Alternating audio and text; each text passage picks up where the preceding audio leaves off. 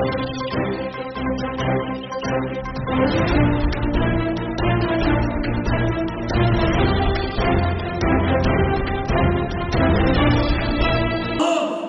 Leak करने वालों को सियास बनाया, उसके लिए माननीय मुख्यमंत्री जी का सभी प्रदेश के कार्यकर्ताओं की ओर से हार्दिक अभिनंदन है। के लिए माननीय नारायण पंचारिया जी, भाई वासुदेव चावला जी, श्री भूपेंद्र यादव जी जो भारत सरकार में कैबिनेट मंत्री हैं, उनसे आग्रह करूंगा कि वो आए और इस प्रस्ताव रखें। एक बार जोरदार ताली बजाकर आदरणीय भूपेंद्र यादव जी को हम आमंत्रित करें। आदरणीय भूपेंद्र यादव जी। माता की मंच पर उपस्थित राजस्थान भारतीय जनता पार्टी के हमारे अध्यक्ष सम्मान्य सीपी जोशी जी, राजस्थान के हमारे यशस्वी मुख्यमंत्री सम्मान्य भजनलाल जी, आज हमारे बीच में इस विस्तृत कार्यकारिणी में उपस्थित हुए और विशेष रूप से जिनका उद्बोधन हमको मिलने वाला है, भारतीय जनता पार्टी के हमारे वरिष्ठ नेता और केंद्रीय कृषि मंत्री सम्मान्य शिवराज जी, मेरे सभी बाकी सम्मान्य साथियों से क्षमा मांगते हुए मैं इतना ही कहना चाहूँगा, सम्मानित मंच और राजस्थान में इस विस्तृत कार्यकारिणी में आए सभी कार्यकर्ता भाइयों और बहनों, आप सबको बहुत बहुत नमन और आप सभी का अभिनंदन। सबसे पहले तो मैं अपना प्रस्ताव शुरू करूं, मैं आप सबके माध्यम से हमारे राजस्थान के मुख्यमंत्री श्री भजनलाल जी को बधाई देना चाहूँगा कि एक कार्यकर्ता जब किसी प्रदेश का मुख्यमंत्री बनता है तो उनके नेतृत्व में ट्रांसफॉर्मेशन और डेवलपमेंट का बजट किस तरीके से प्रस्तुत किया जाता है वो पूरे राजस्थान ने देखा है। हम बहुत बहुत उनका अभिनंदन करते हैं। जो प्रस्ताव मैं आपके सामने रख रहा हूं, वो प्रस्ताव शब्दों से ज़्यादा भावना का विषय है। वो प्रस्ताव कार्यकर्ताओं का तो गौरव है ही, वो प्रस्ताव इस देश की जनता का भी गौरव है कि देश ने विकसित भारत बनाने के लिए प्रधानमंत्री नरेंद्र मोदी जी के नेतृत्व में तीसरी बार एक बहुत बहुमत के साथ सरकार को चुनाया है। और इसलिए इस प्रस्ताव के माध्यम से हम देश की जनता का आभार व्यक्त करना चाहते हैं। पिछले 2 वर्षों के कार्यकाल में जब 2014 में भारतीय जनता पार्टी सरकार में आई थी तो भारत दुनिया की 5 डगमगाती अर्थव्यवस्थाओं में था, लेकिन आज भारत दुनिया की 5वीं सबसे बड़ी अर्थव्यवस्था बना है। मैन्युफैक्चरिंग के क्षेत्र से लेकर के आधारभूत ढांचे तक भारत ने बहुत तरक्की करी है। वैश्विक पटल पर प्रधानमंत्री जी के नेतृत्व में, और जयपुर ने तो वो गौरव का क्षण अनुभव भी किया है कि G20 में पूरे विश्व को नेतृत्व देने का काम प्रधानमंत्री जी के नेतृत्व में करा है। मित्रों, तीसरी बार जैसा अभी हमारे प्रदेश अध्यक्ष जी ने बताया, 1960 के बाद पहली बार एक प्रधानमंत्री को तीसरी बार देश की जनता का इतना बड़ा बहुमत मिला है। लेकिन एक बात मैं आपको आज कहना चाहूंगा, कांग्रेस तीसरी बार हारी तो है ही। मैं अभी पूछ रहा था सीपी जोशी जी से कि भाई ये 543 में अगर 99 नंबर आए तो कितना % होता है? उन्होंने कहा पास होने के लिए 36% चाहिए होते हैं, ये उसका भी आधा होता है, 18% होता है। लेकिन कांग्रेस वालों की बड़ी छाती देखिए कि अपने नेता को बता नहीं सकते कि आप तीसरी बार हारे ही नहीं हो, पासिंग मार्क्स से भी आधे लाए हो। ये देश की जनता इस बात को जानती है कि कांग्रेस का पूरे तरीके से वैचारिक दिवाला निकला है।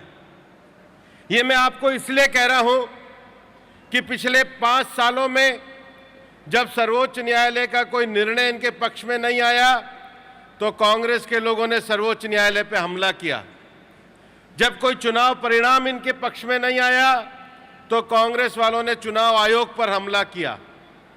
जब इनकी कोई बात नहीं बनी तो पार्लियामेंट में कांग्रेस ने असभ्य आचरण किया। और जब इनको पता था कि देश की जनता नरेंद्र मोदी जी के साथ है तो इन्होंने पूरा झूठ आरक्षण और संविधान का बना करके चुनाव को लड़ने की कोशिश करी। उसके बाद भी कांग्रेस चुनाव हारी है।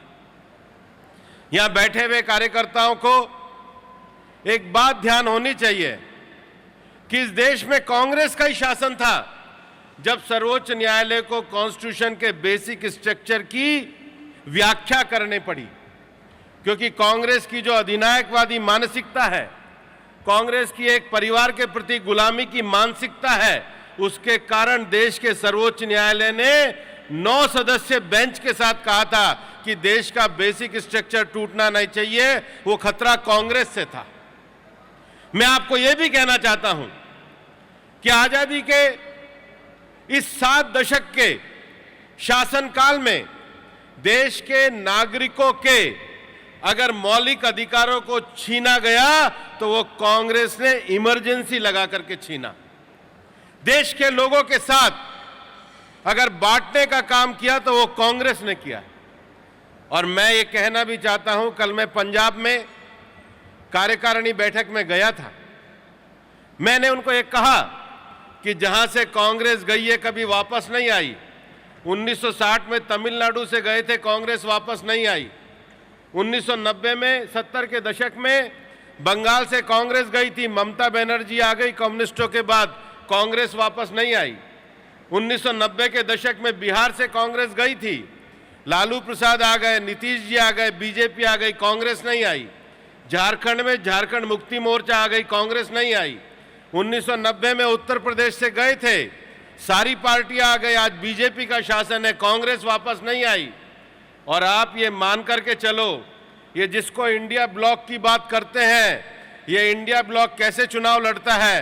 पूरे केरल में राहुल गांधी के खिलाफ कम्युनिस्ट चुनाव लड़ रहे थे और कांग्रेस राजस्थान में कम्युनिस्टों के साथ चुनाव लड़ रही थी। बंगाल में इनके तत्कालीन नेता अधीर रंजन को ममता बनर्जी हरा रही थी, यहां पर कह रहे हैं हम इंडिया ब्लॉक में साथ हैं। हिमाचल में इनकी सरकार थी, इनकी एक सीट नहीं आई।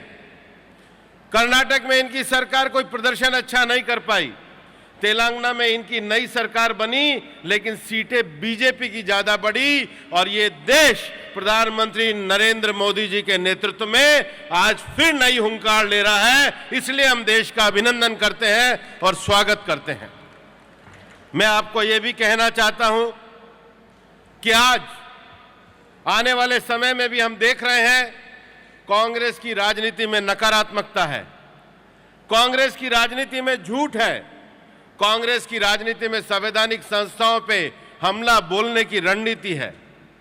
लेकिन भारतीय जनता पार्टी की सरकार ने ये जो जनादेश प्राप्त किया है, ये विकसित भारत को लेकर के जनादेश प्राप्त किया है। भारतीय जनता पार्टी ने जो जनादेश प्राप्त किया है, ये सकारात्मक राजनीति पे प्राप्त किया है। भारतीय जनता पार्टी ने प्रधानमंत्री जी के नेतृत्व में जो जनादेश प्राप्त किया है, वो विकसित भारत को बनाने के लिए, विरासत और विकास को साथ ले जाने के लिए। और अगर ये जनादेश प्राप्त हुआ है तो देश के जो 5 वर्ग हैं, गरीब, किसान, महिला और युवा, उनकी आकांक्षाओं को पूरा करने के लिए किया है। और इसलिए मैं ये प्रस्ताव रखता हूं कि भारतीय जनता पार्टी राजस्थान की ये कार्यकारिणी पूरे देश की जनता का अभिनंदन करती है और प्रधानमंत्री जी को हृदय से धन्यवाद देती है और ये संकल्प करती है कि प्रधानमंत्री जी के नेतृत्व में तीसरी बार हम एक गौरवशाली देश बनाने के लिए आगे बढ़ेंगे। जय हिंद, जय भारत।